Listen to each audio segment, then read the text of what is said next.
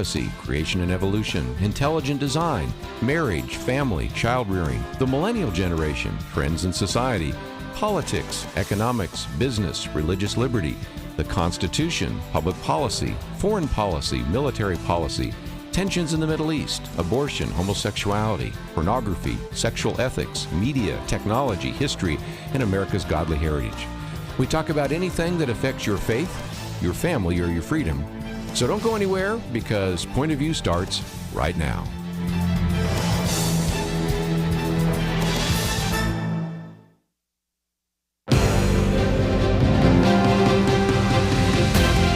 Across America, live. This is Point of View.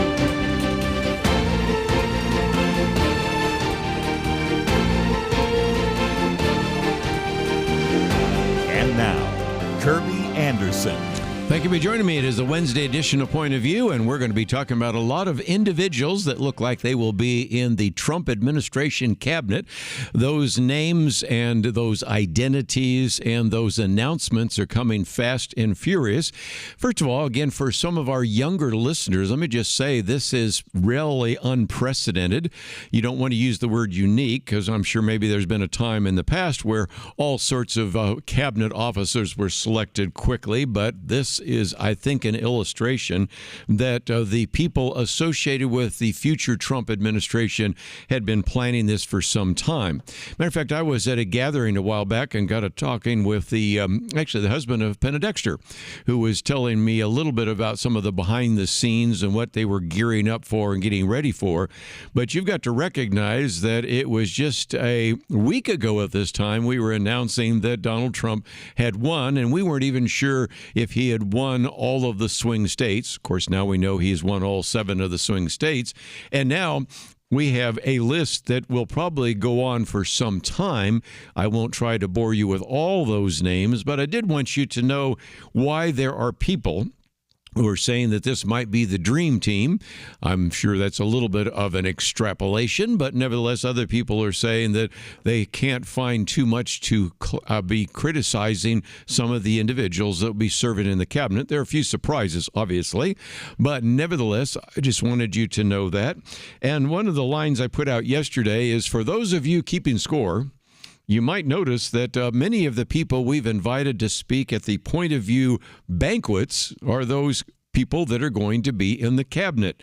You can go back about 2.5 years, and one of our speakers, I think it was on our 49th annual Point of View banquet, was Mike Huckabee. I mean, if you've not heard, Mike Huckabee will now be the ambassador to Israel.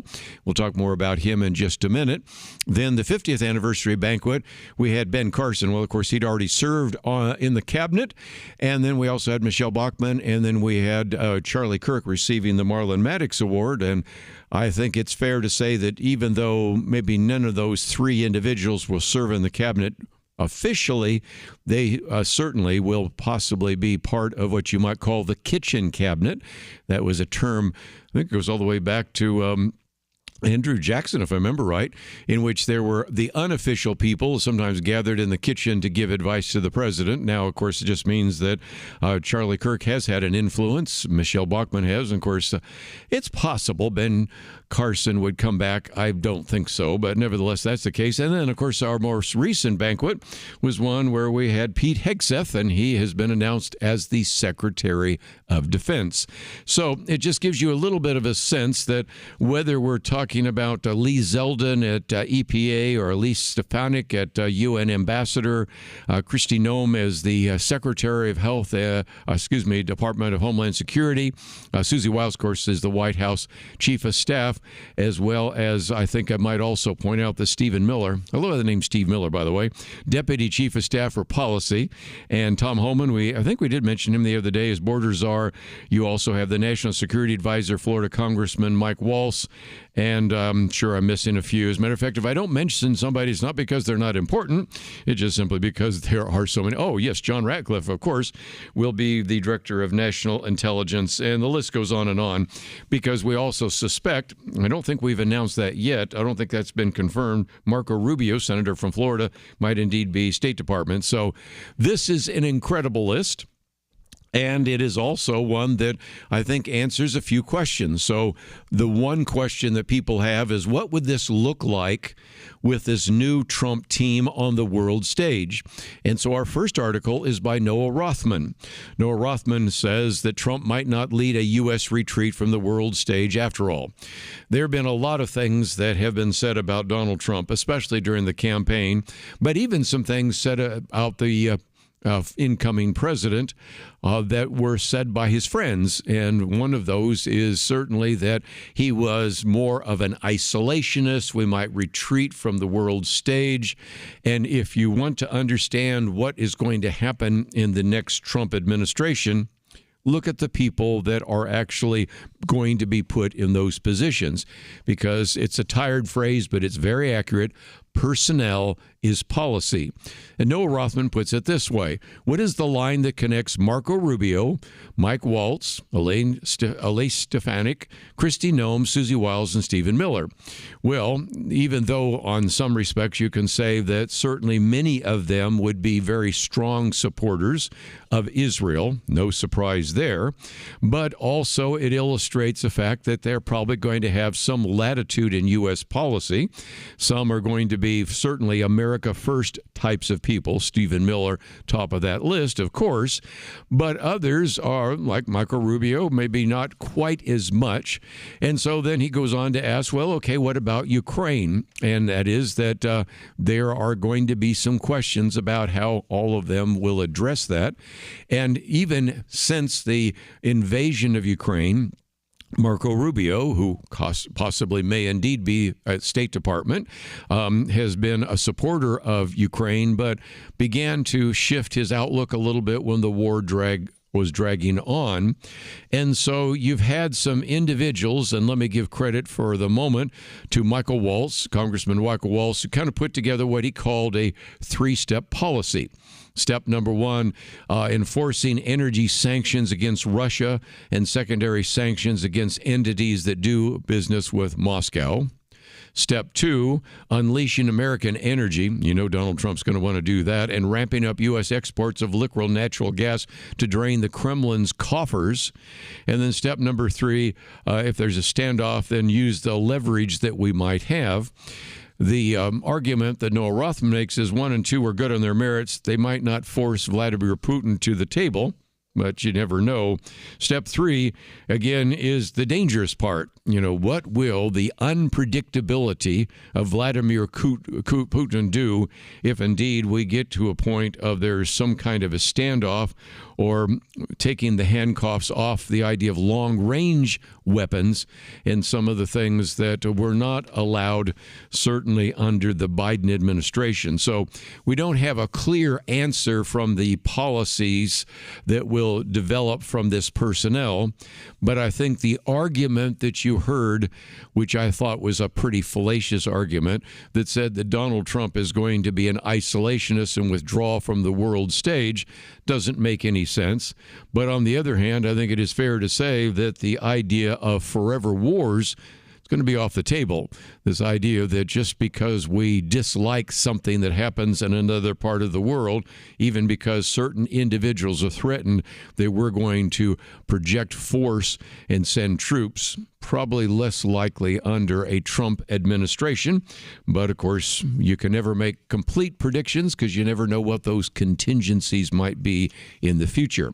We come back, though, what about the new CIA director? And the real surprise, I think, for the day of Pete Hegseth, who is going to be the Secretary of Defense. And also then we're going to look ahead, because we also had a vote yesterday about who would be the Senate Majority Leader, and I'll get into some of those details. And then, of course, we're going to talk about other things besides just the campaign and the Trump administration. We'll talk about all that right after these important messages.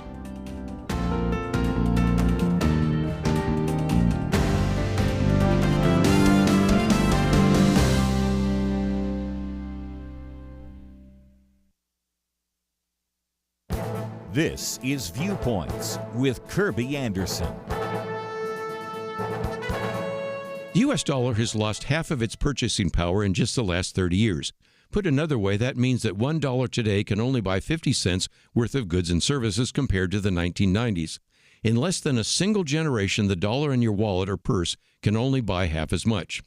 Once you understand this depressing statistic, you can begin to see why the wealth gap in this country is increasing. If you have your wealth sitting in cash, like bank accounts, checking accounts, you're losing ground. However, if you have your wealth in investments like stocks, housing, or land, you're doing much better. 30 years ago, a dollar would allow you to buy 2 apples. Today, we'll buy you only 1 apple. By contrast, if you put that dollar, or many others with it, to buy stock, the value of the stock is worth twice as much because it takes twice as many dollars to purchase it. This problem isn't just affecting young Americans who would like to buy a house. It is also affecting seniors who put their savings in pensions and retirement plans. They are becoming aware that the money they set aside in their retirement plans has not kept up with inflation, and there won't be enough for them because of the dollar's declining value. The simple illustration helps focus on the real problem facing America in the future. The dollar is broken simply because more and more of it is being printed each year. Yes, we can lower the cost of living some by increasing energy production. Yes, protecting American markets will provide more jobs for the American people, but we need to fix the money. Until we do so, the problem I just illustrated will be worse for the American consumer. I'm Kerby Anderson, and that's my point of view.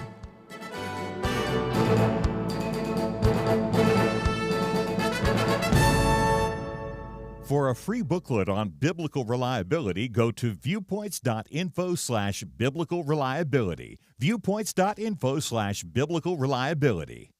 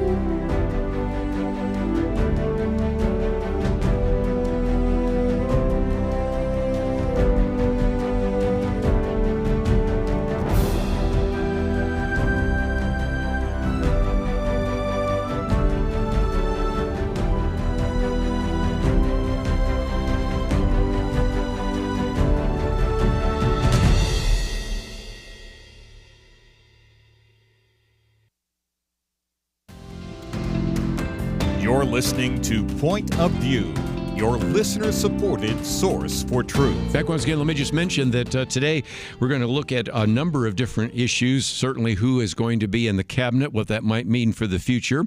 Also, one of the articles I've posted is the lamest duck session of history.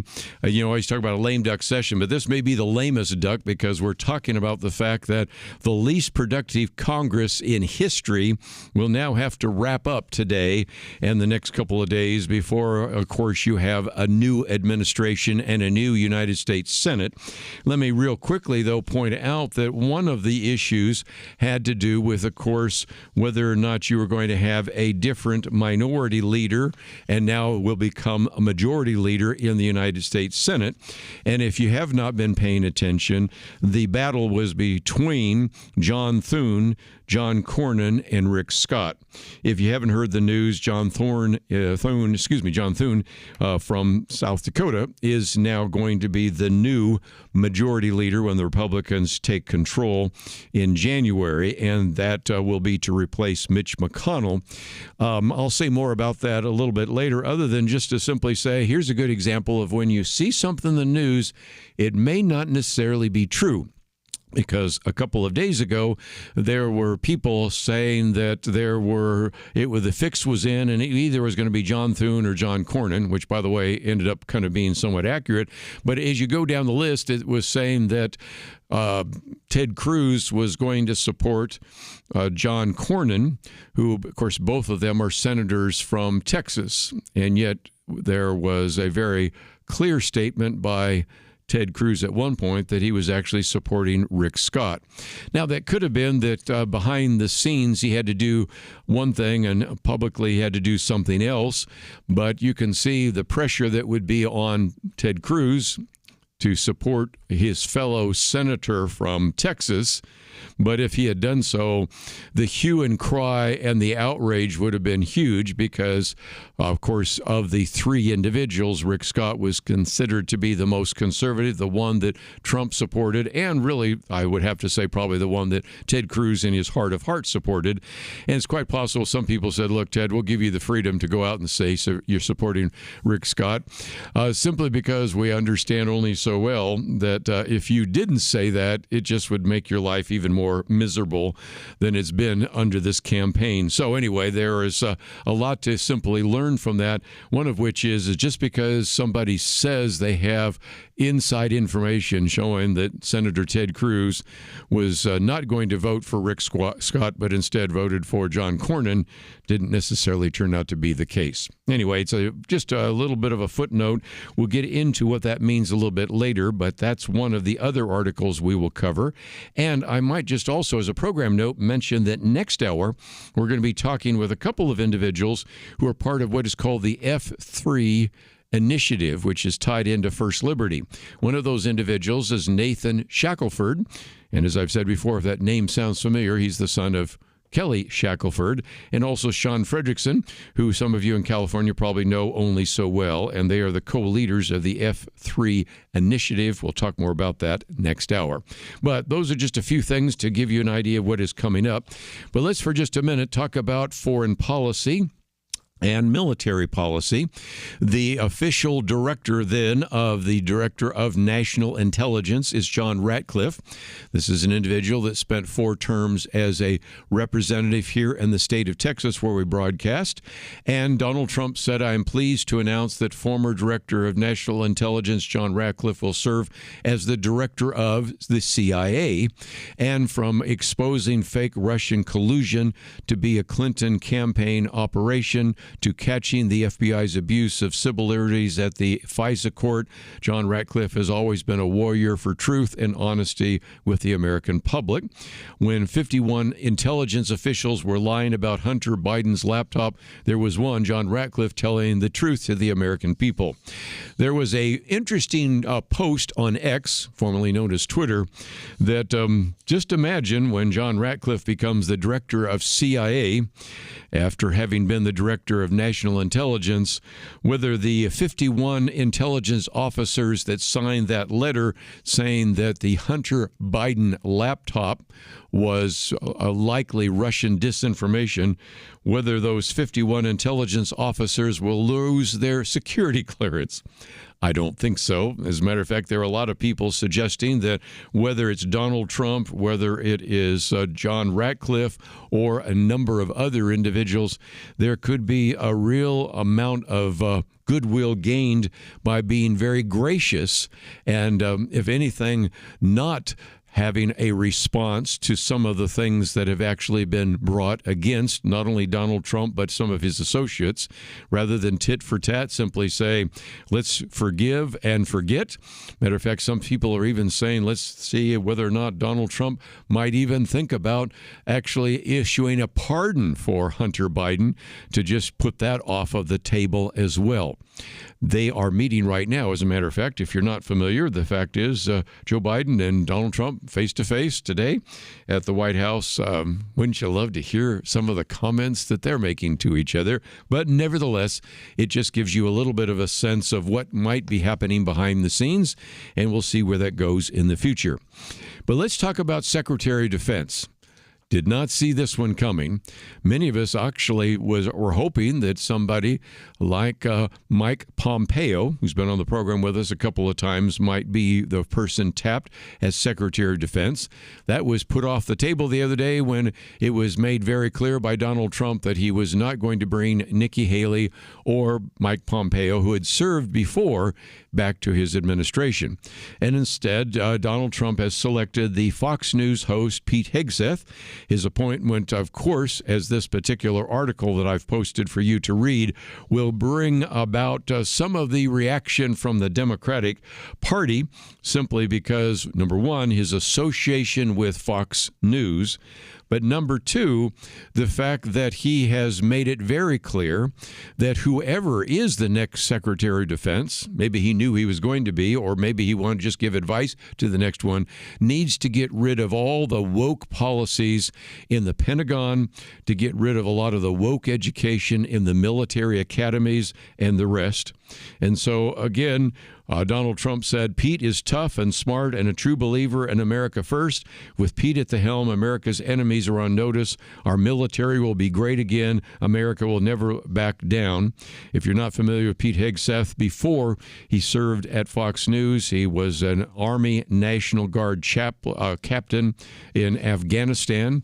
He is an individual that graduated both from Princeton and Harvard and has been very vocal, really on the behalf of veterans. Matter of fact, many people thought he might have served in the first term under Donald Trump, leading the U.S. Department of Veterans Affairs. He certainly has spent a fair amount of time talking about the need for us to support our veterans. He's the executive director of Vets for Freedom and was there for many years, although he stepped down from that as well.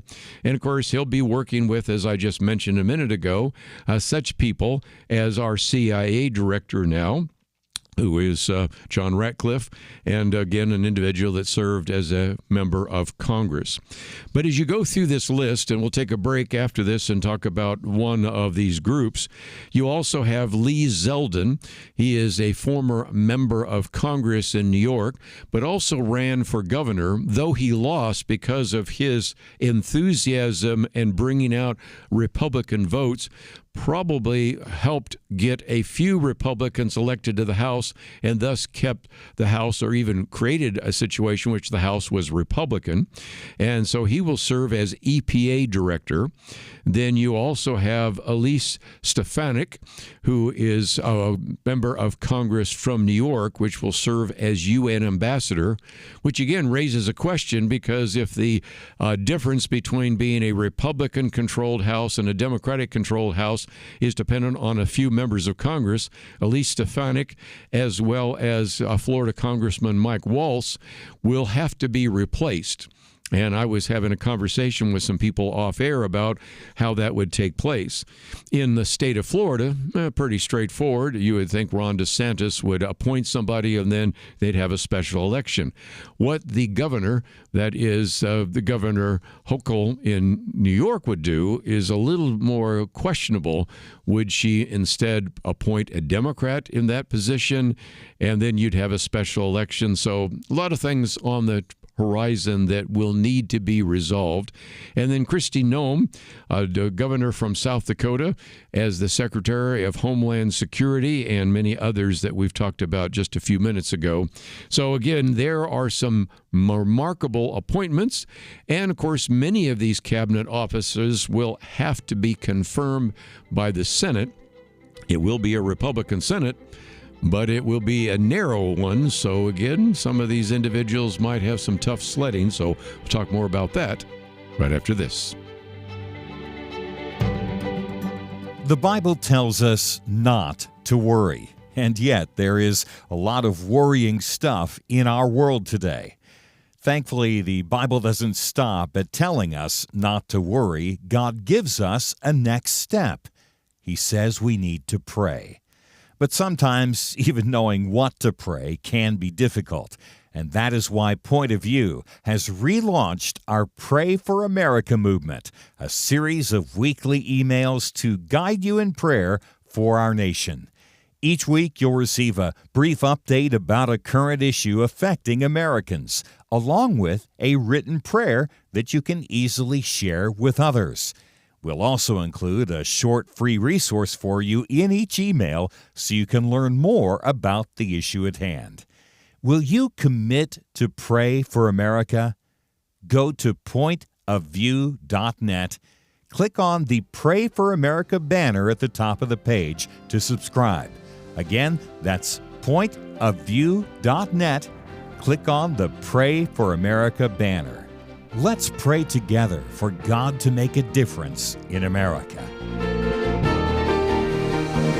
Point of View will continue after this.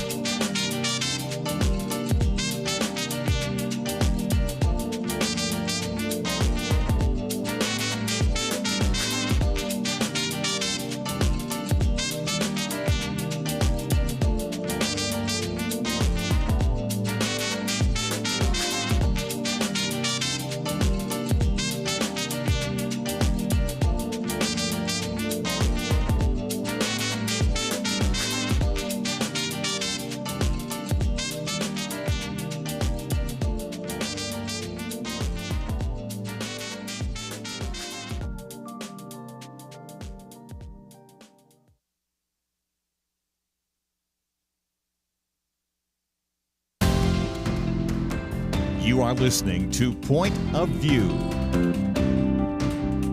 The opinions expressed on Point of View do not necessarily reflect the views of the management or staff of this station. And now, here again is Kerby Anderson. Back once again, if you'd like to join the conversation, 1-800-351-1212. As I mentioned, we're going to be talking about the F3 initiative at the top of the hour, and we'll be talking with Nathan Shackelford and Shaun Frederickson. But since we went to a break, we were having a conversation off air, but I think it's worth mentioning on air as well that there are a couple of other principles here. We're mentioning a lot of names and trying to give you a sense of who some of these individuals are, and all through the week and all through the next couple of weeks, because what do we still have, 68 days left before Donald Trump even takes the oath of office. But nevertheless, many of them require Senate confirmation. I'm going to talk about that issue in just a minute, because some of these individuals that are put in other positions will not require Senate confirmation. And one of those is an individual I talked about the other day, Tom Homan, and I'll explain that. But first of all, what I think is intriguing is to recognize that many of these individuals being placed in positions are relatively young. We do have some questions as to whether or not the Senate will confirm Pete Hegseth. Whether they do or not, recognize he's all of 44 years of age. I remember when I was much younger, that seemed pretty old, but doesn't seem as old now. Elise Stefanik, I mentioned her just a minute ago. She is going to be the UN ambassador. She's all of 40 years of age. Lee Zeldin, who will be the head of EPA, 44 years of age.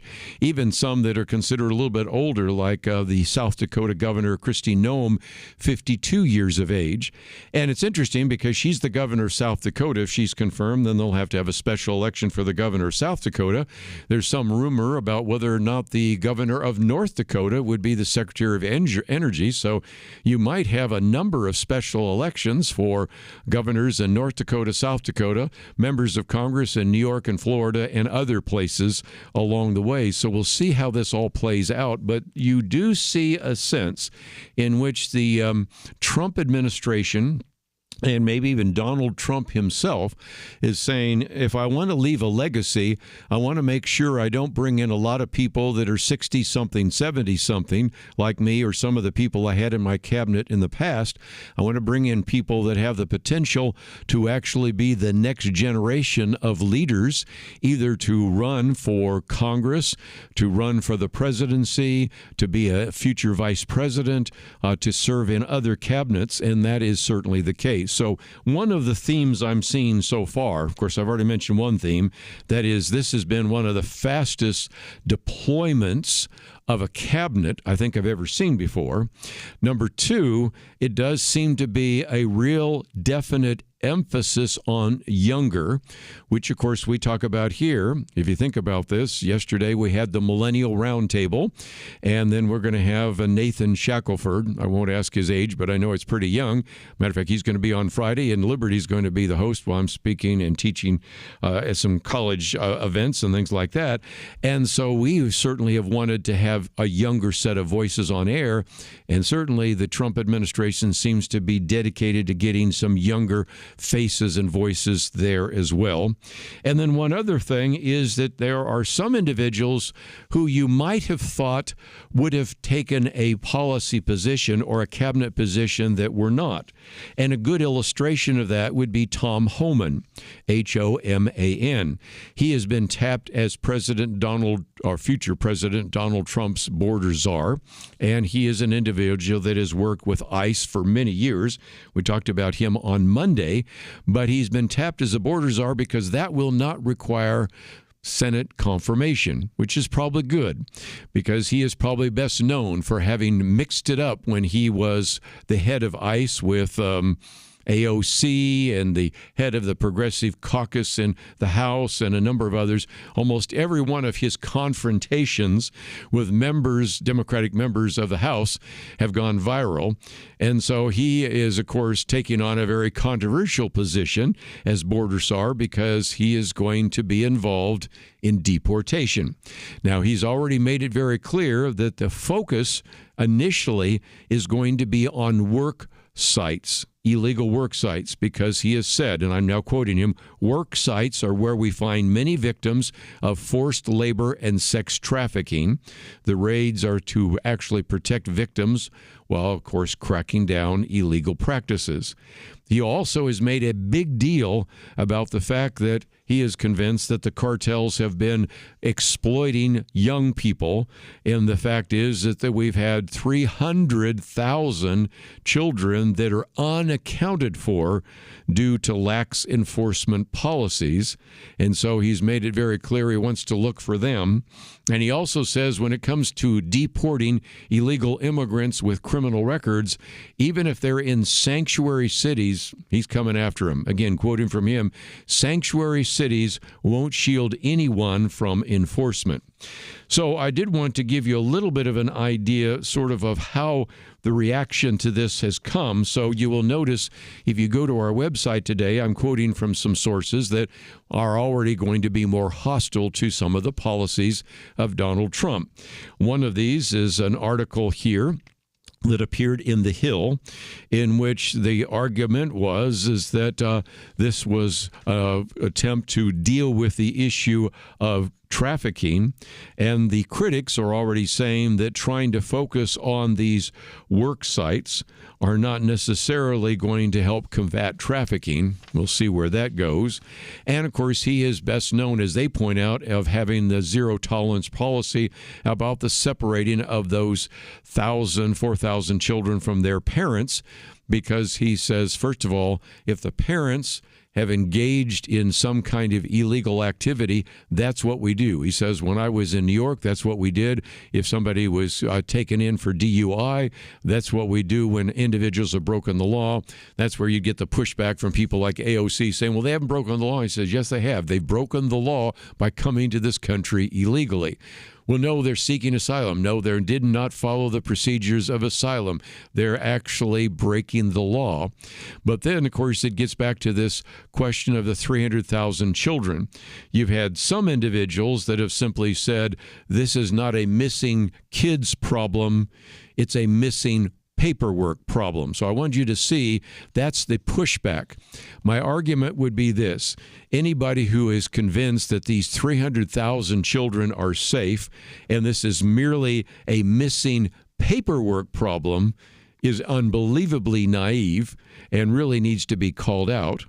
But anybody that believes that the 300,000, and now it's down to 291,000, so what's 10,000 amongst friends, I guess, that these are all individuals that are in sexual trafficking, well, that's not right either. But I think it is amazing how very quickly, if this was under the Biden administration, there's very little concern and mostly just an argument that this is a paperwork problem. And just remember that little argument, because I guarantee you 3 months from now, 4 months from now, when we still can't find some of the children, we'll now say that that's a Trump problem, right? And that's a Tom Holman problem. And that is probably a Homeland Security problem. So it's amazing how if you like the Biden administration, well, it's just a paperwork problem. But I guarantee you, if you dislike the Trump administration, it will be a real crisis at the border. So again, we know how that game is played. I mentioned Charlie Kirk. He said Tom Holman announces he will begin workplace immigration raids. And Charlie Kirk, in his X account, said, if you're illegal, get out of the country now. It will save you. First of all, it'll save us time and energy. It would also spare you humiliation. The days of gaming America's immigration system with impunity are over. So you're starting to see that there is going to be quite a push and a pushback on this issue of deportation.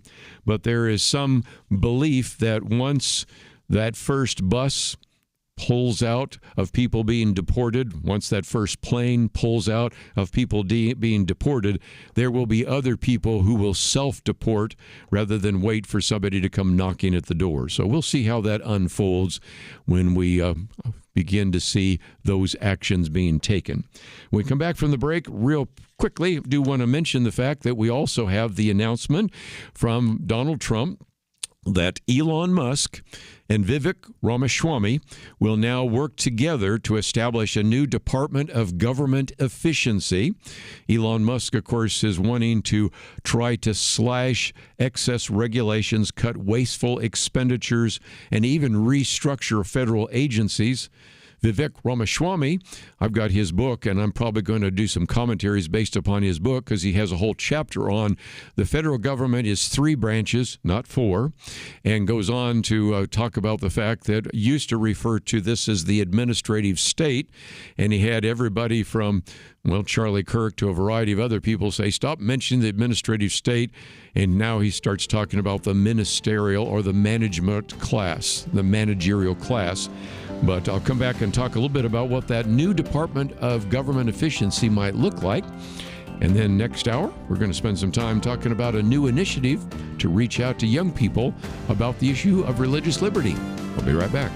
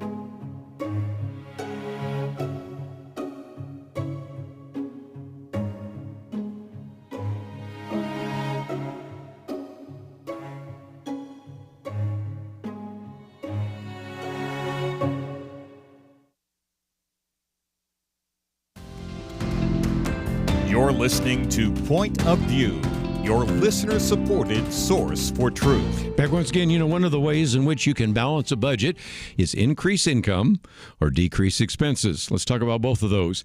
Decreasing expenses. Well, that was, of course, the announcement that came yesterday from President-elect Donald Trump that he is going to put Elon Musk and Vivek Ramaswamy in the Department of Government Efficiency. He said, I look forward to Elon and Vivek making changes to the federal bureaucracy with an eye on efficiency and at the same time make life better for all Americans. Importantly, we will drive out the massive waste and fraud which exists throughout our annual $6.5 trillion of government spending. Elon Musk took the time to also talk about that, and in a statement that was included with the press release by Donald Trump said, "This will send shockwaves through the system, and anyone involved in government waste," which is a lot of people. That's Elon Musk saying that as well. He says, at the end of the day, you're being taxed. You're being taxed. All government spending is taxation. So whether it's direct taxation or all government spending, it either becomes inflation or it's direct taxation. Elon Musk concludes by saying, your money is being wasted, and the Department of Government Efficiency is going to fix that. We're going to get the government off your back and out of your pocketbook. And, of course, we talked about some of that on Monday with a good friend, Chuck Bentley. And so one way to certainly balance a budget is to decrease expenses. And the goal of Elon Musk eventually might be to try to eliminate $2 trillion, almost 1/3 of government spending, with various kinds of efficiencies. We'll see how that goes. The other way, of course, is to increase income, and that income sometimes comes because you then get the economy running, and as a result, people are doing better, and that's, I think, the most important thing right now. It is very clear that both inflation and immigration, what happened at the border and what happens in the pocketbooks of individuals, is what certainly has fueled this mandate. And so I also provide to you today an article by Glenn Hubbard calling the Trump Economic Awakening, recognizing that if you're going to address this issue, there are going to have to be some ways to deal with the kind of strains on the economy. So Congress probably will try to, as he says, build on the successes of the Tax Cuts and Jobs Act of 2017, and it's more likely that that might be renewed in 2025, so we'll see how that goes. Then also the development of opportunity, ways in which jobs can generate income, and thus as you lower taxes, you actually increase income because there's more opportunity for income making its way into the coffers of the federal government. So we'll see how that plays out. And so those are the issues: reducing the possible size and scope and inefficiencies of the federal government, and at the same time coming up with policies, whether they're tax cuts, targeted aid, or even just responsible spending cuts that are going to make a difference in the lives of the American people. But my last article is what is entitled The Lamest Duck Session. It's from American Prospect. Now, it's written by an individual that would not agree with many of us around the table, but I use it just to help you understand that even individuals who would identify themselves as left of center are making these kinds of statements. He says, one of the least productive Congresses in history will wrap up starting today with a unified Republican government likely looming on the other side, since Republicans will perceive any bill proposing now as inferior to the better deal they can get later. Expect a level of inactivity over the next couple of months. There are some things Congress will have to do, and it will be interesting to see whether or not Chuck Schumer, who is again the Senate Majority Leader at the moment, will allow any of those to take place. Because first of all, government funding only lasts till December 20th, so something has to be done there, especially if there needs to be any additional spending for Hurricanes Helene and Hurricane Milton. The Small Business Administration, Small Business Association Disaster Fund is completely out of money. The Defense Authorization Bill probably will pass if for no other reason. There's usually bipartisan support for that as well. And it would be probably helpful to an incoming Trump administration to not have to deal with some of these leftover issues. So on the one hand, there might be a real push even on the part of Democrats and Republicans to get that done. One, by Democrats to finish the season, the Republicans so they don't have to deal with it later. And so that is certainly the case. We've already announced, of course, the fact that Senator John Thune of South Dakota is, of course, now the incoming Senate Majority Leader. And so the big question mark is who will be the Speaker of the House? Assuming Republicans are going to vote for Mike Johnson, then that becomes a non-issue. But as I certainly would like to point out, you have two individuals right now in Congress and others to come that will leave their positions in Congress and thus make it even more difficult to get Republicans to actually support him and put him into that position. So we'll see. On the other hand, you might say, well, what about the idea of removing Chuck Schumer? After all, remember in this article, he was the one that said, for every blue-collar Democrat we lose in western Pennsylvania, we'll pick up 2 moderate Republicans in the suburbs of Philadelphia, and you can repeat that in Ohio, in Illinois, and in Wisconsin. Didn't quite turn out that way, but I don't see anybody necessarily at the moment ready to repeal his time as Senate Majority Leader, soon to become Senate Minority Leader. We have one other issue, and of course it's related very much to the conversation I'm going to have in just a few minutes with Nathan Shackelford, because so far Democrats have confirmed 213 judges to the federal judiciary. To put that in perspective, Donald Trump confirmed 234. About half of the federal bench comes from these two presidents, interestingly enough, and there are currently about 47 judicial vacancies. And for Biden, about 30 of those are awaiting confirmation. Hard to imagine how many of those are going to be rushed through, but that may be something we find ourselves talking about over the next few days and even probably about month and a half. You aren't going to probably have many Republicans that are going to want to vote for any of these judges, and you would certainly need the support of at least 2 lame duck Democratic senators. That would be Senator Joe Manchin from West Virginia, Senator Kristen Sinema from Arizona. And Manchin at one point said he would not vote for any judge who did not get at least 1 Republican vote. He sort of backed off on that, but if that's the case, I think those judges will just be sitting around and we'll have to see what happens next year. But it is an interesting set of circumstances, and again, recognize that we're only talking about a week after we found out last Wednesday for sure who the next president might be, and already we know probably half of the cabinet. We know who the future Senate Majority Leader is. We have a pretty good idea who the Speaker of the House will remain. And we have a pretty good idea of what's going to happen in the lamest duck session you can possibly imagine. So a lot happening every single day. So I hope that you'll take the time to listen to Point of View. If you find yourself saying, that came pretty fast and furious, I'd like to see a list of some of those cabinet positions. I'd like to know a little bit more about some of the people you mentioned. Let me just mention that if you go to pointofview.net, click on that button that says See More. We have posted many articles that you can read today to learn about what is going to unfold in the Trump administration come January. And so if we can be your source for news, information, and commentary, we hope so. And again, you can find all of that on the website, pointofview.net. When we come back, we're going to talk about the F3 initiative. I think you'll want to hear about that. We'll talk about that right after this. Many years ago, they began saying that we live in the information age. Well, today there is so much information coming at us from every direction. The hardest thing is to discern which issues are really important and how can I make a positive impact without wasting my time trying to figure out accurate information.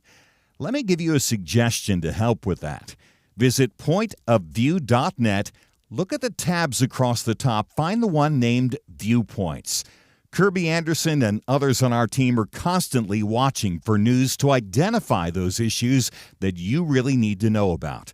They boil things down in a brief summary, and then you can decide if it's something on which you want to learn more and get involved. Again, when you go to pointofview.net, Click on Viewpoints. You'll see exactly what I mean. You'll see the issues that we are covering right now. And when you like what you see, I honestly think you will, you can slide on over, enter your email, and get them automatically sent to your inbox each day. That's it. Take a minute now. Be informed. Pointofview.net. Click on Viewpoints. Point of View will continue after this.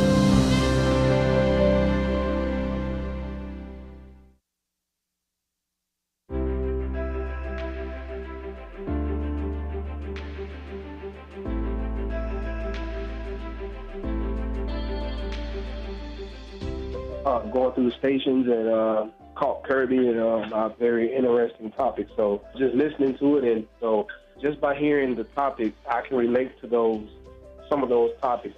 But it has impacted my life a lot. I enjoy listening to the station.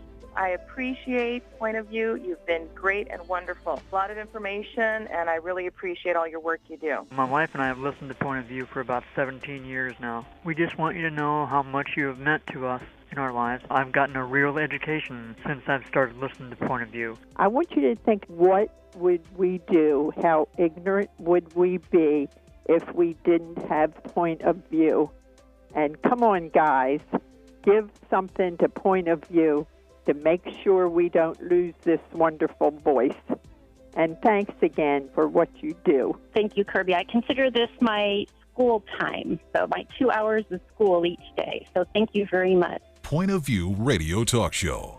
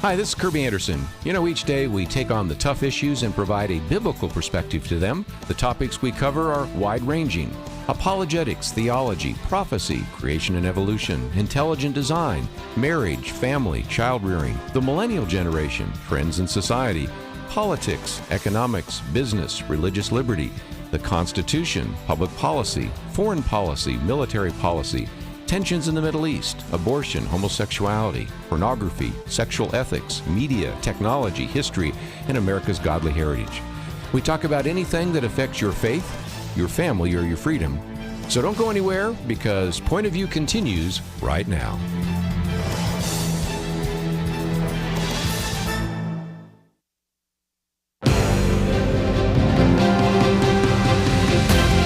Across America, live. This is Point of View.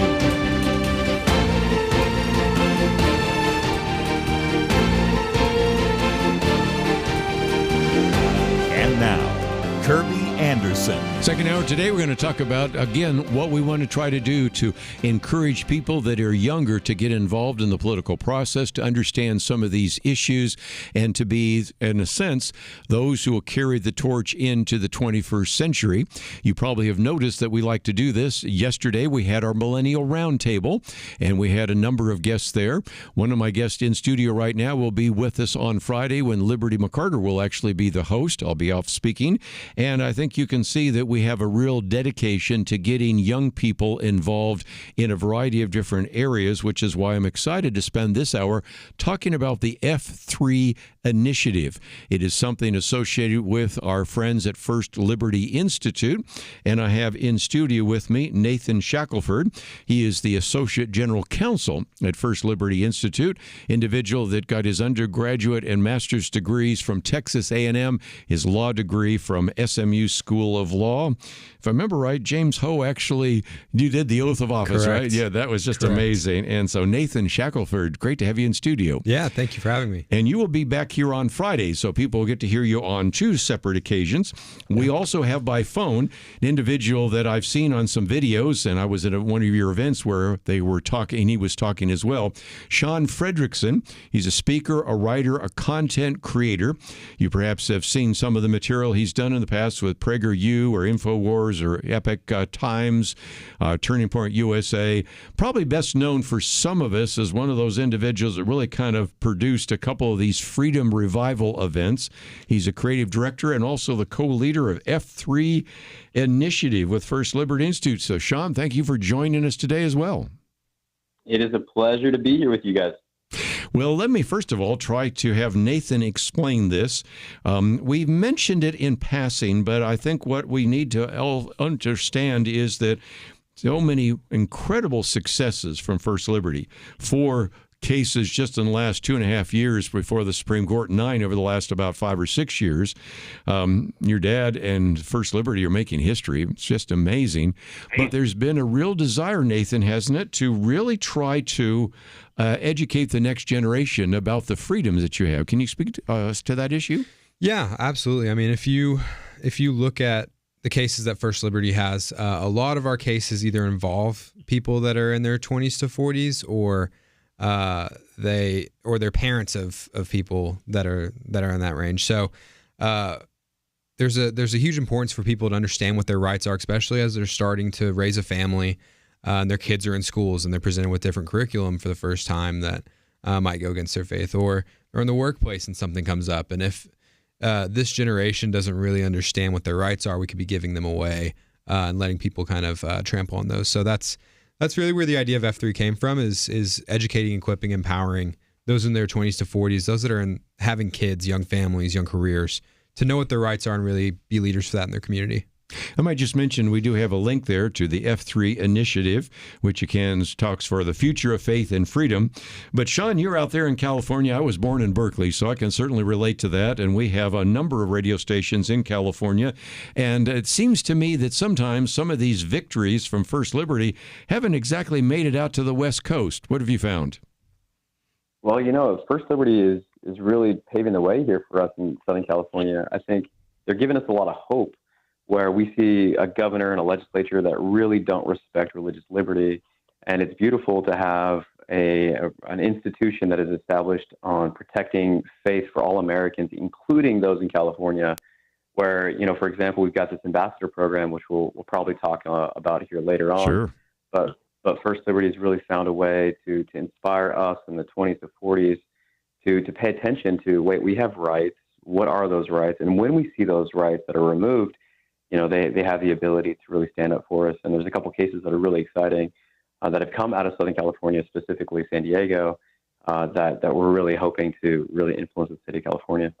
Let's say, if we can, maybe talk about this next generation. I've given you our next generation booklet there, but it just occurs to me that those of us that are older, and recently I was speaking to a group and I said, okay, everybody in this room either has gray hair or no hair at all. So, okay, we can remember a time before there was the lemon test in 1971.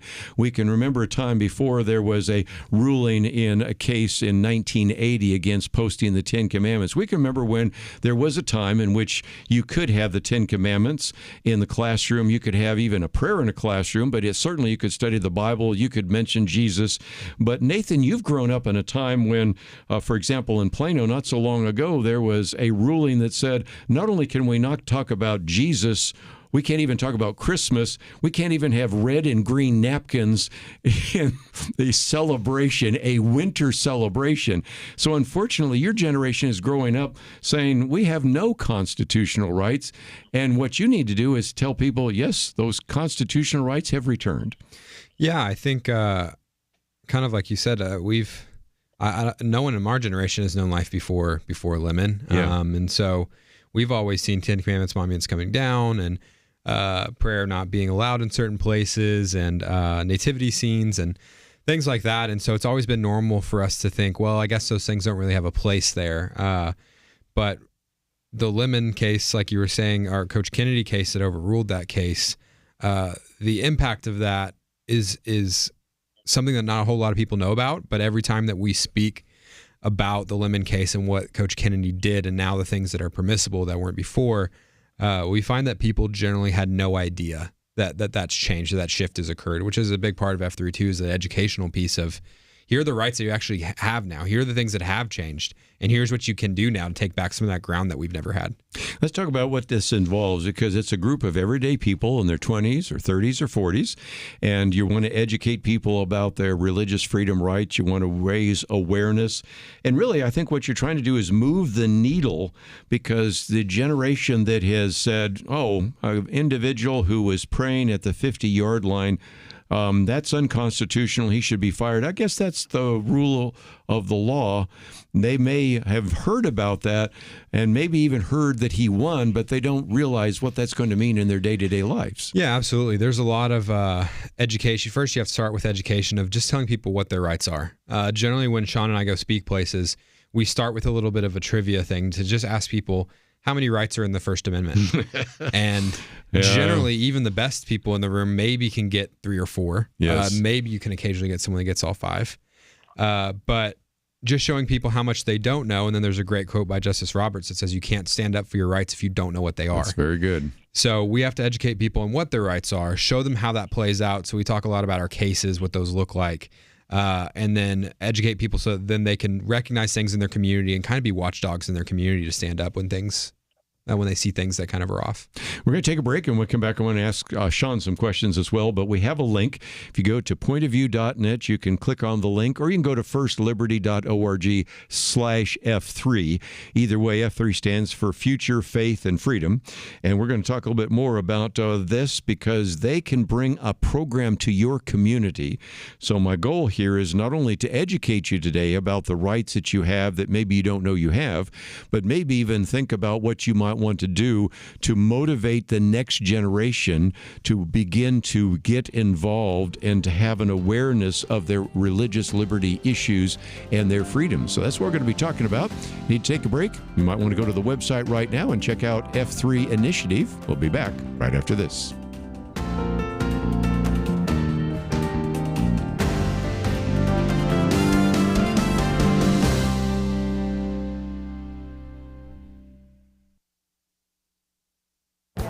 This is Viewpoints with Kerby Anderson. The U.S. dollar has lost half of its purchasing power in just the last 30 years. Put another way, that means that $1 today can only buy 50 cents worth of goods and services compared to the 1990s. In less than a single generation, the dollar in your wallet or purse can only buy half as much. Once you understand this depressing statistic, you can begin to see why the wealth gap in this country is increasing. If you have your wealth sitting in cash, like bank accounts, checking accounts, you're losing ground. However, if you have your wealth in investments like stocks, housing, or land, you're doing much better.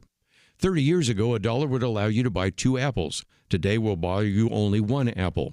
By contrast, if you put that dollar, or many others with it, to buy stock, the value of the stock is worth twice as much because it takes twice as many dollars to purchase it. This problem isn't just affecting young Americans who would like to buy a house. It is also affecting seniors who put their savings in pensions and retirement plans. They are becoming aware that the money they set aside in their retirement plans has not kept up with inflation, and there won't be enough for them because of the dollar's declining value. The simple illustration helps focus on the real problem facing America in the future. The dollar is broken simply because more and more of it is being printed each year. Yes, we can lower the cost of living some by increasing energy production. Yes, protecting American markets will provide more jobs for the American people, but we need to fix the money. Until we do so, the problem I just illustrated will be worse for the American consumer. I'm Kerby Anderson, and that's my point of view.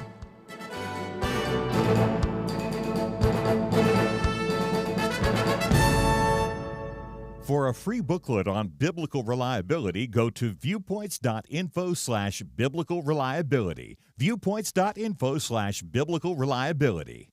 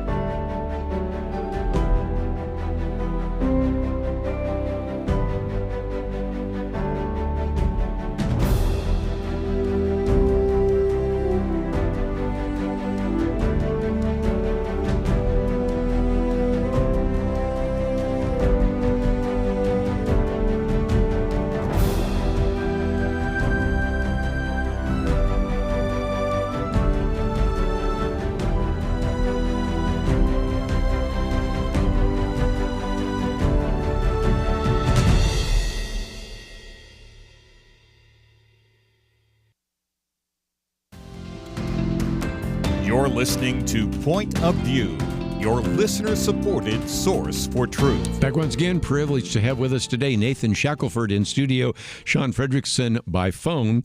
And again, they're associated with, especially Nathan is associated with First Liberty. It's the largest legal nonprofit organization in the United States solely dedicated to defending and restoring religious freedom.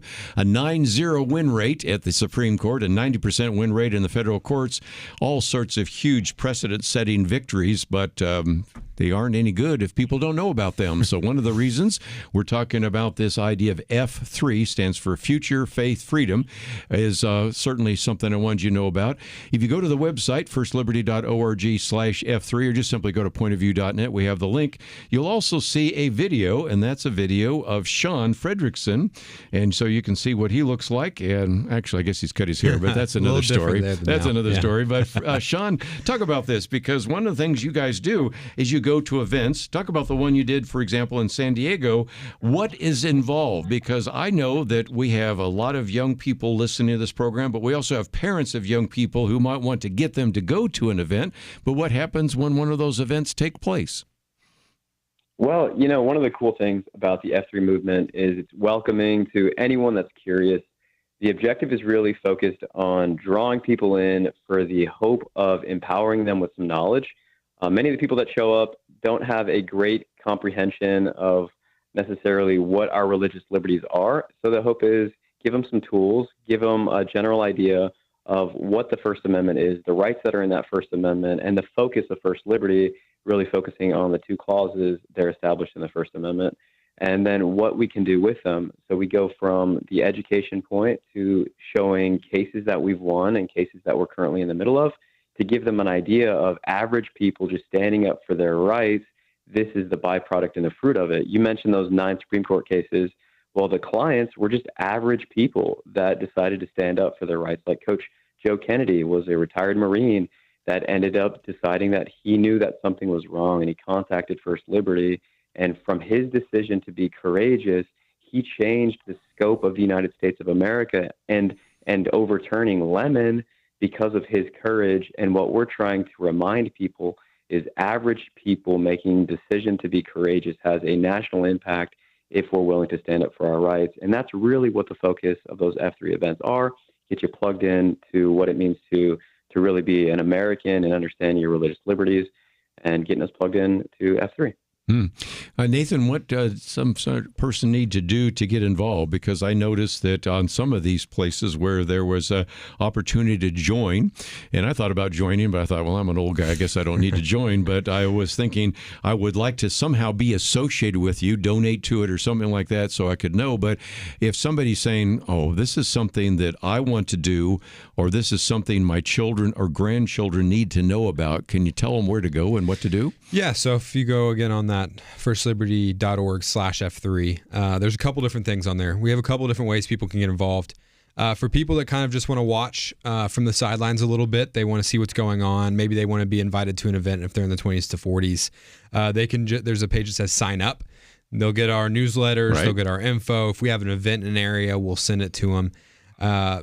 But if people are saying, hey, I want to take that next step, I want to get really involved, I want to be a leader in this, my community, that's called our ambassador program. And our ambassadors are the ones that really want to be educated. So we do a once-a-month Zoom call with our ambassadors, walking them through things going on right now they should be aware of, cases, that kind of thing. And then they are the ones that are connecting their communities to us. So they're doing events in their home, or they're doing a Bible study, bringing their friends in. Perfect. And so we do these events, these smaller events to get people together. Eventually we do a bigger event. Those are our hosts at a bigger event. And then all of our ambassadors are in different stages of life, but they all know that we're a 501c3 nonprofit. And the only way that Coach Kennedy, like Shaun talked about, could get to the Supreme Court $5 million case is by other people bearing his legal burdens for many years through donating to First Liberty. So all of our ambassadors donate in some way that's meaningful to them. So that way they're just fully invested into the program. They're leaders in the community, and they're really bought into what we're doing. So for those people that want to take that next step and kind of bring things, that ambassador step would be the next step. We have ambassadors right now from coast to coast, from Southern California to Texas, all the way to Miami, up to New York. So I'd say the main areas we have right now are Southern California, Texas. We have Dallas, Houston, Fort Worth, and then we've got Miami, Birmingham, Alabama, New York City.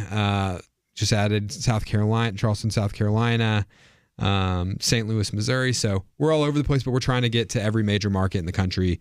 Because really, any time that there's these big community centers where people are just starting their careers, a lot of times those are the people that are put in the situation of, what do I do when my faith comes into conflict here? And so that's why we want to get in front of those people. Well, again, this is where we broadcast, as you well know. I just was in Stockton, California, and that's KYCC. And, of course, we were just up in Illinois, WPEO. And, matter of fact, I'm going to be doing some things with both those stations next year.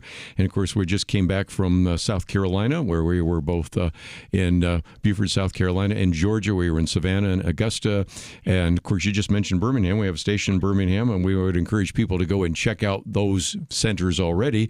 But since we broadcast from Florida to Maine and from California to Alaska, any of you can be involved in that way. And I think that's really helpful because, Shaun, as you are maybe an individual that has not gone to law school, I bet nevertheless, just hanging around somebody like Nathan Shackelford, you probably learned a few things about some of the legal issues, haven't you? Oh, man, what a journey it's been. So just for the audience to understand, at this point, I feel like I've gained a master's degree in understanding from where I once was. At 5 years ago, I knew nothing about the Constitution. I knew nothing really about American history. I didn't know what it meant to stand up for my rights. Around the time of the lockdowns, I began to ask questions like, what's going on? This doesn't seem right. And so I picked up a couple of history books from, the 1700s, Thomas Paine, reading a little bit of that Common Sense to figure out like some context, I guess, for how we got here. And through that process, I ended up meeting Nathan and his father, Kelly, and I began to see, wait a second, there's a greater necessity for citizenship, that we are the ones that hold government responsible. And if we don't know our rights, then how in the world can this republic stand when there are immoral and on non-religious people that are controlling and influencing those believers around the country? And it has been really fantastic learning about these cases and the significance of it. It's so exciting to know that there's something to be hopeful for. Many of us pay attention to the news and we see all these depressing things happening around America, but we don't realize there's an undercurrent of religious liberty that's growing because of Lemon being overturned in 2022 and the other cases that we've won as well. And now we have the freedom and the ability to really build on those and take that across the country. And if you don't know about it, like me, how I was a few years ago, then you don't know that you have the ability and tools to really expand that liberty in your community. Well, again, one of the things I find when I travel around is a lot of parents and grandparents love the Millennial Roundtable because it gives them hope. And, of course, we did the Millennial Roundtable yesterday. And, of course, you'll be back here, Nathan, on Friday with, again, a relatively young group of individuals because they have heard so many times about the problems with the Generation Y, Generation Z. But also, I was just thinking, Shaun, I'm giving to Nathan some of the booklets we have here on things like government and America's godly heritage and interpreting the Constitution and the Patriot Pastors and on and on and on, because it seems to me that those resources can be helpful in educating people as well. So again, let's take a break, but also let me open up the phones. I'd love to get your thoughts. We have, of course, really emphasized young people getting involved politically, actually wanting to maybe even serve in their community. And if you think about this, it was Michelle Bachmann, who was at the age of 19 listening to Point of View, that then decided to run for Congress and then eventually began to consider even running for the presidency, is now the head of the school there at Regent University. In that regard, you think of some of the broadcasters, you think of Janet Parshall listening to this program, and now, of course, the broadcaster there at Moody Broadcasting, or even one of the people that used to be around our Millennial Roundtable, Allie Beth Stuckey. I think most people know who Allie Beth Stuckey is. Allie Beth Stuckey won the Marlon Maddox Award last year at our banquet. The one that won the year before is a guy by the name of Charlie Kirk. I think you've heard of him too. So I am hopeful about the future, and it seems to me that this could be a real possibility of building a whole new generation through F3 initiatives. So if you'd like to join the conversation, maybe you'd like to ask a question, make a comment, we have a lot more to cover. Let's open up the phones. That number is 1-800-351-1212, 1-800-351-1212. If you're one of those young people looking for information, maybe you've actually been to an F3 initiative event, we'd love to hear from you. But even if you want to ask a question or know a little bit more about how to bring it to your community, I think this would be a great opportunity. We have in studio with us today Nathan Shackelford and Shaun Frederickson by phone. And if you'd like to join us, 1-800-351-1212. We'll take a break, come back with more right after this.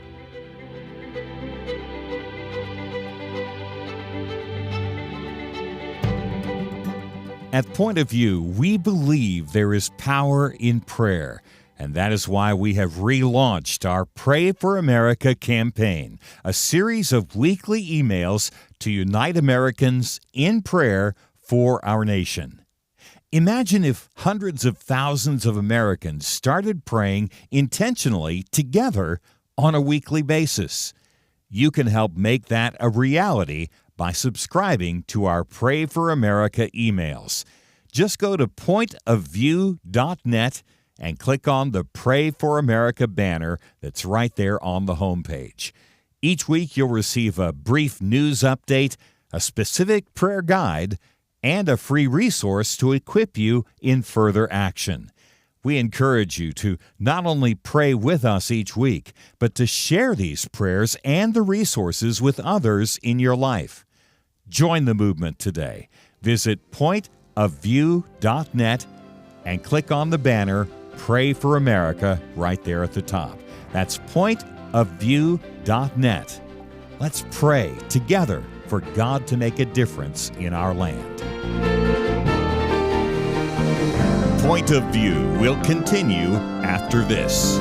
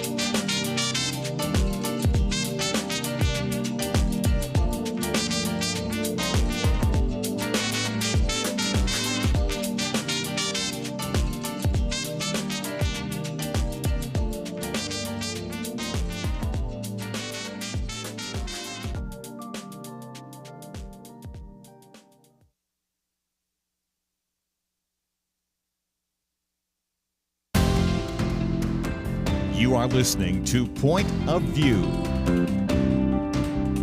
The opinions expressed on Point of View do not necessarily reflect the views of the management or staff of this station.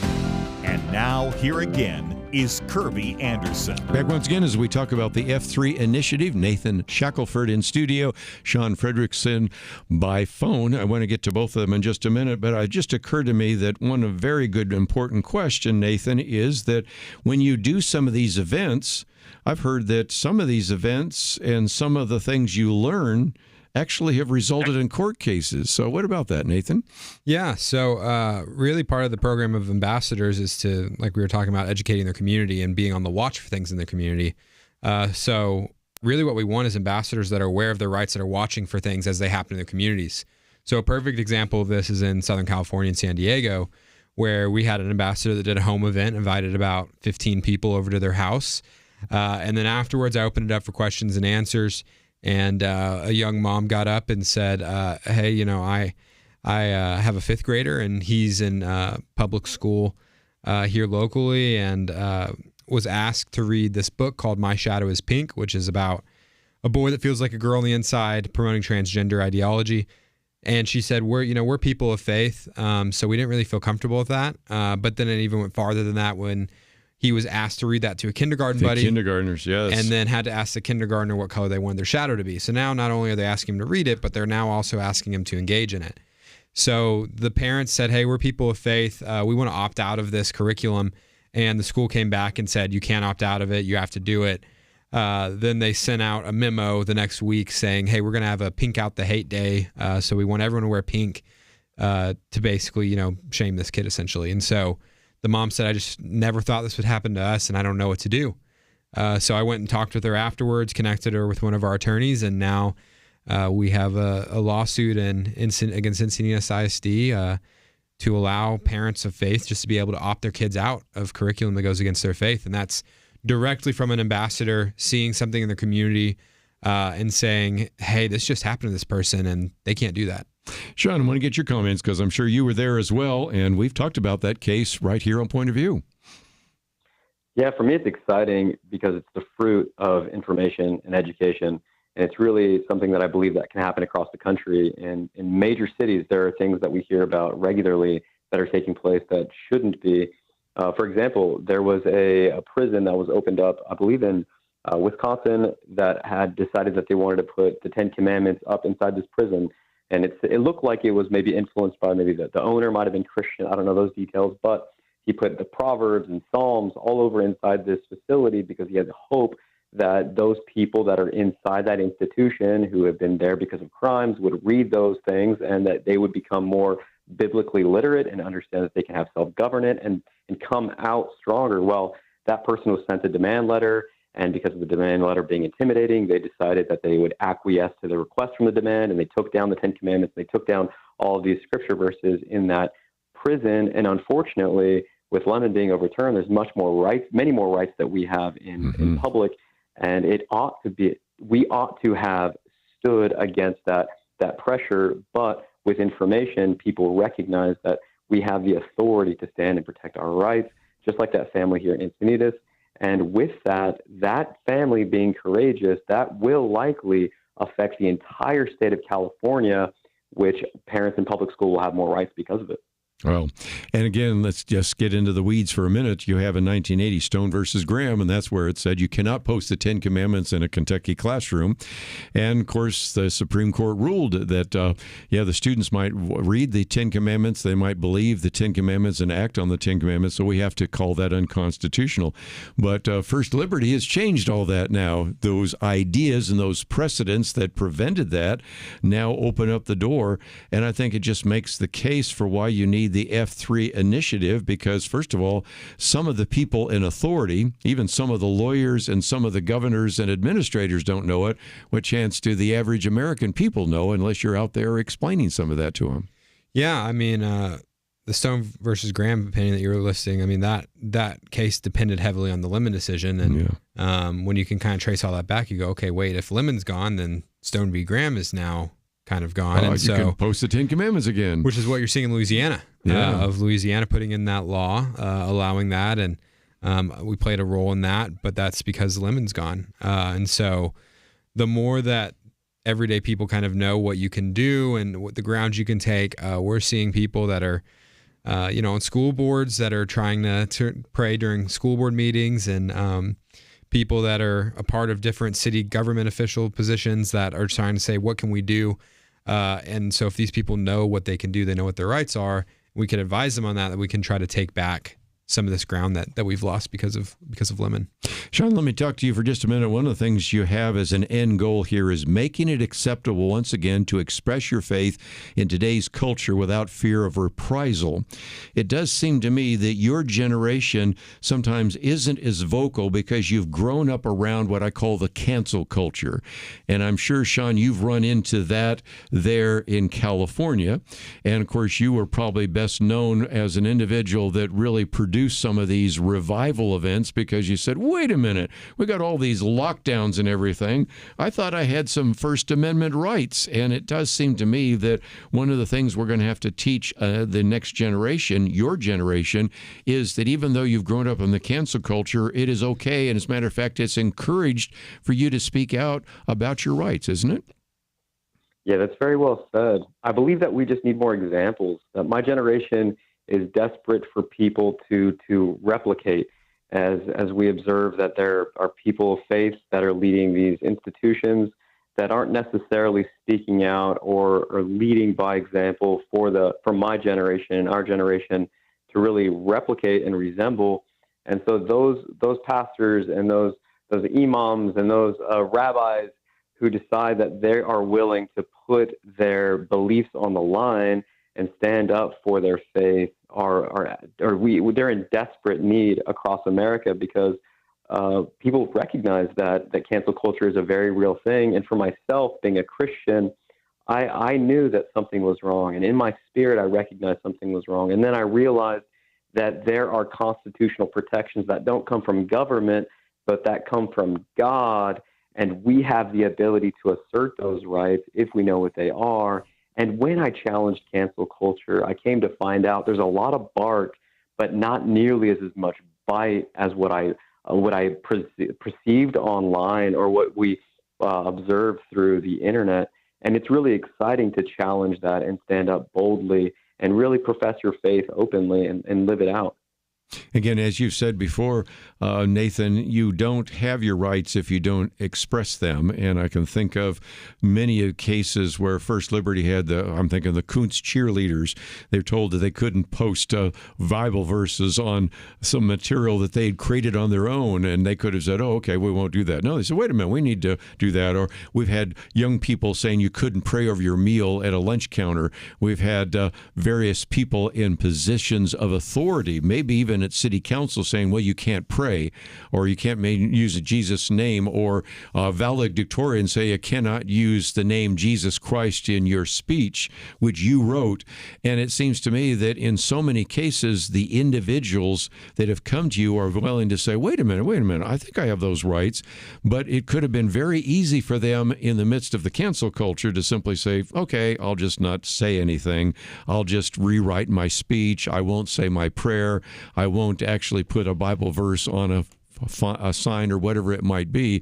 And so in some respects, we need to be bold in the midst of a culture that sometimes is going to try to actually resist us. But if we do so, we'll get our rights back. Yeah, I mean, the only way that,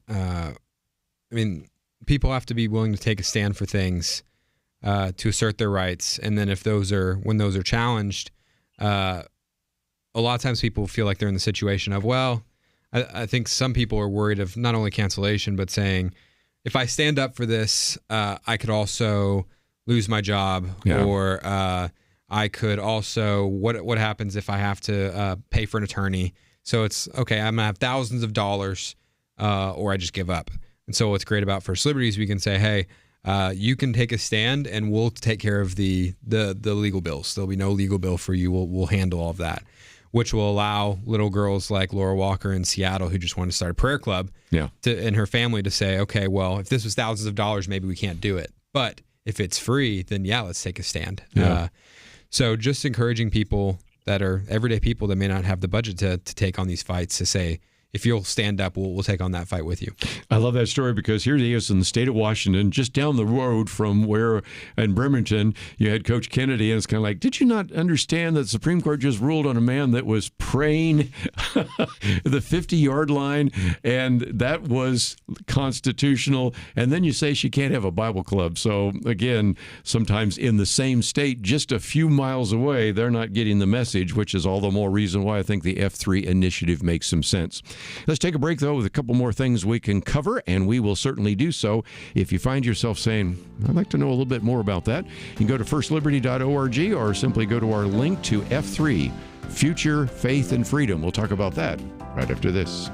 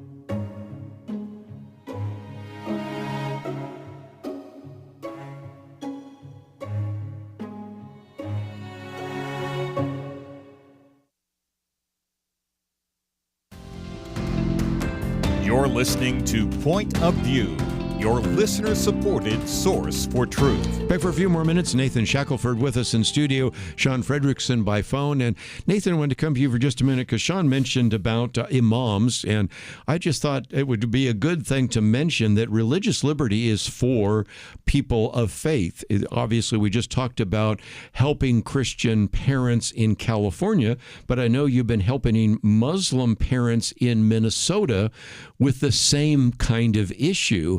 So if somebody wanted to come to an F3 initiative and they're Jewish, of course, you've defended a lot of Jewish believers over the years, Muslim or other Sikhs or whatever it might be, religious liberty is for all people of faith.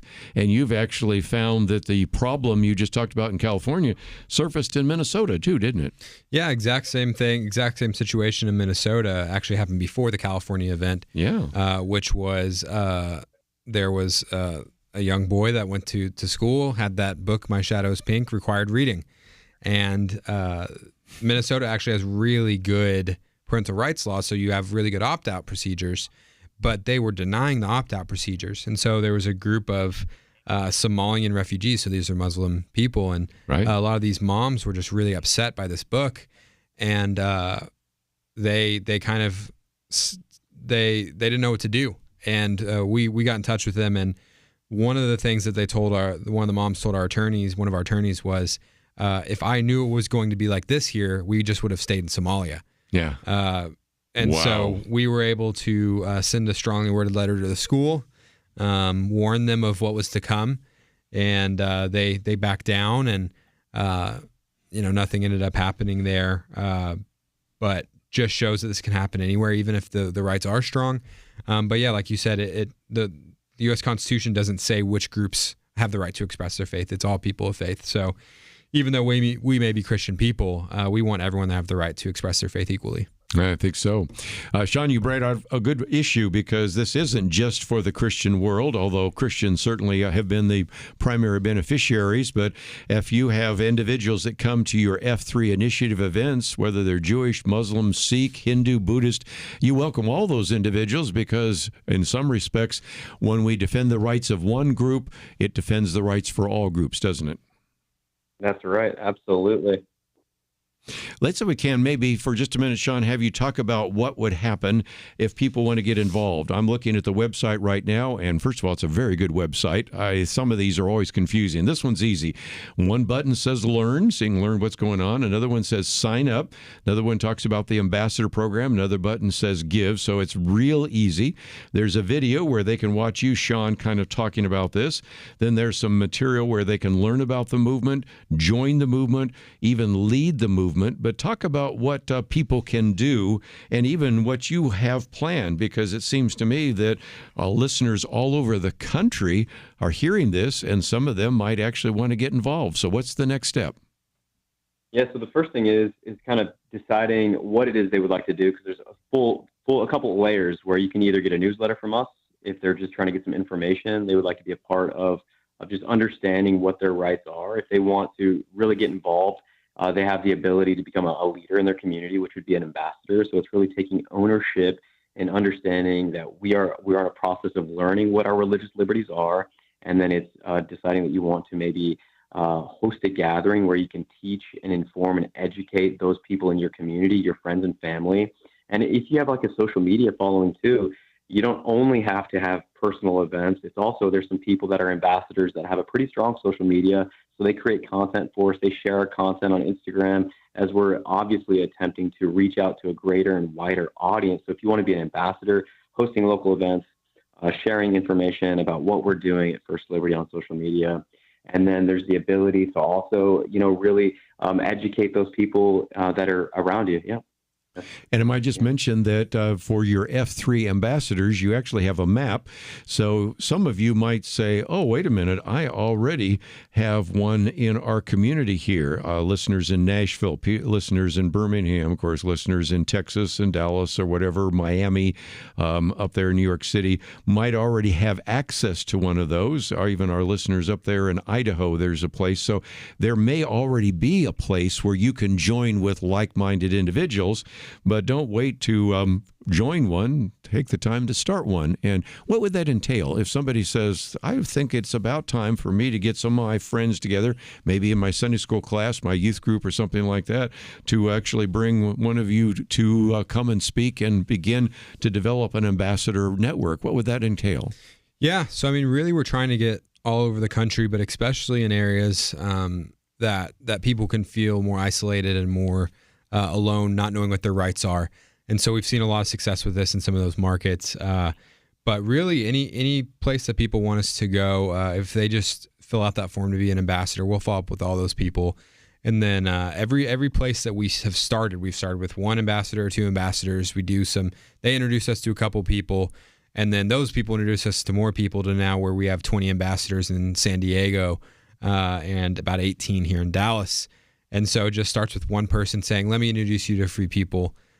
Shaun or myself comes in, meets with some people, shares the vision, shares some stories, shares some cases, and then see if that could just grow grassroots from there.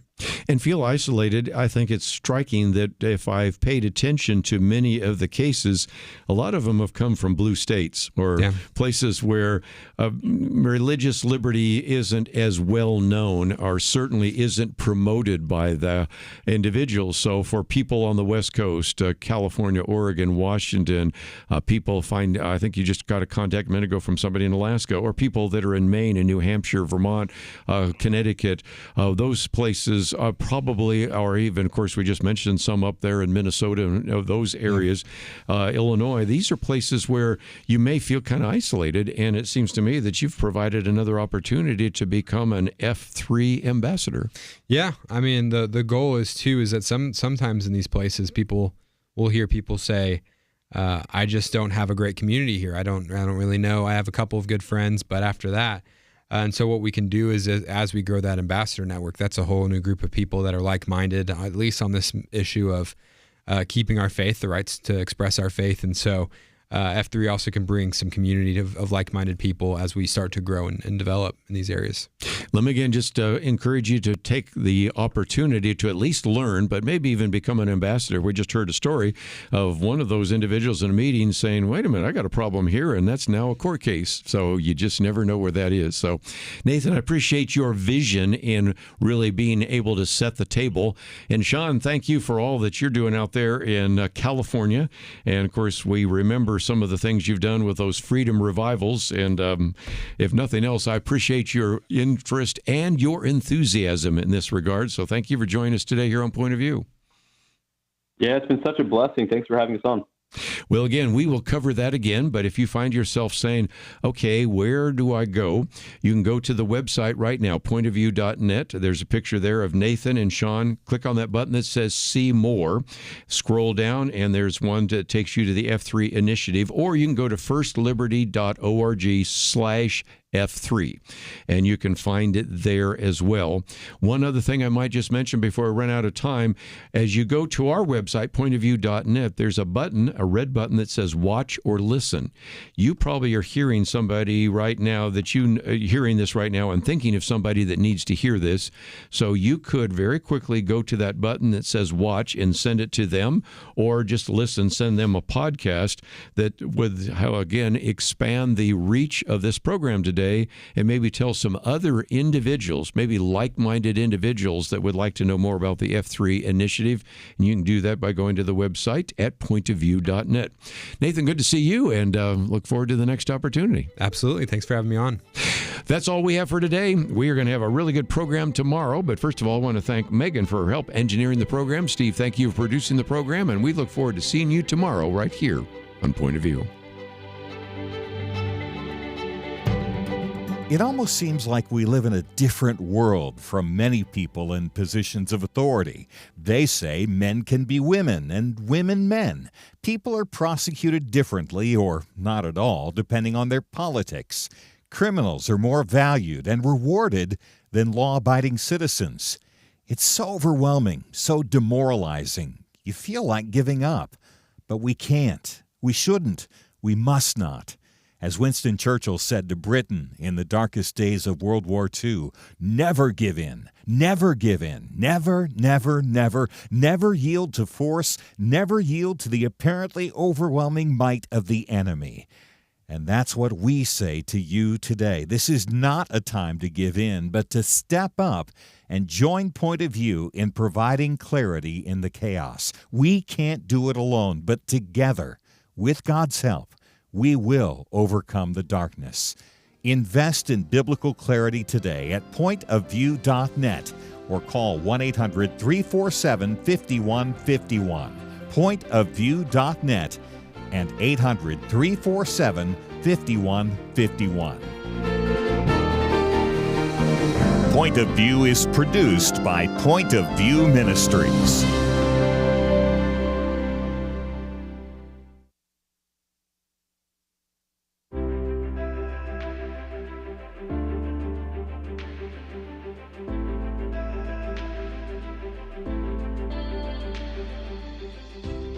Going through the stations and caught Kerby and a very interesting topic. So just listening to it, and so just by hearing the topic, I can relate to some of those topics. But it has impacted my life a lot. I enjoy listening to the station.